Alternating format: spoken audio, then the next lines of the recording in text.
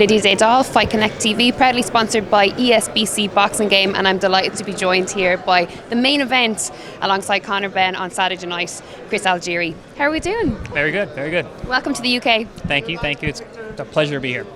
So that was a lovely press conference, a little bit lively, you know, a little bit of respect shown there between yourself and Conor. Yeah, I think at this level, Conor's stepping up into the elite level, the championship level. This isn't a backyard fight. This isn't around the neighborhood brawl. This is elite level boxing, and there's a different level of respect and professionalism that comes along with that. Absolutely. When you mention elite level, this is kind of something that I think boxing media, boxing fans, they always love to sort of interrogate in the sport is, who is the elite level? What is the difference of the elite level? As the fighter, when you're in there, do you feel that elite level pressure when you're in there against someone who's at the same standard as yourself? Oh, absolutely. I mean, and you never know it until you're in there with them. It's a fine line between the very, very good and the very, very best. So, we'll find out on Saturday night where we're at.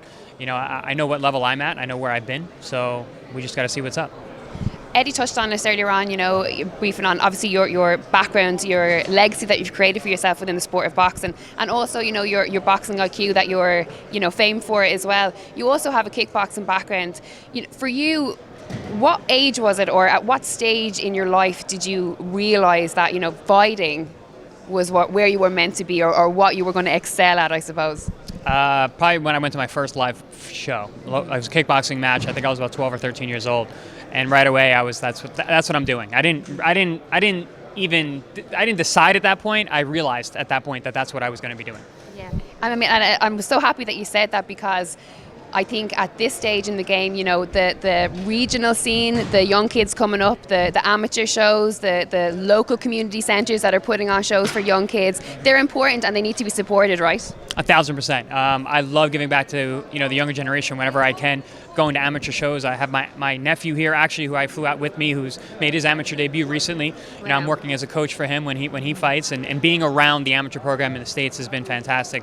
Hopefully he gets to the point where we can start traveling and do international stuff too. That'd be amazing. How has it changed your own fight, not persona, but your own game, I suppose, being in the coaching role? Does it change things? Do you see things from a different perspective? Oh, absolutely. And trust me, I do not like it. I get very nervous and I can't be in control. So it's definitely a different feeling. The wins don't feel as good, and the losses feel just as bad. So coaching, I tip my hat to all you coaches out there. It's a very, very difficult profession, but it's important. Absolutely. Well, listen, I know you've got a lot of media here today. Yeah, Thank you very much absolutely. for your time. Lovely Pleasure. to meet you. Nice Chris to meet you. Algieri for Fight Connect TV.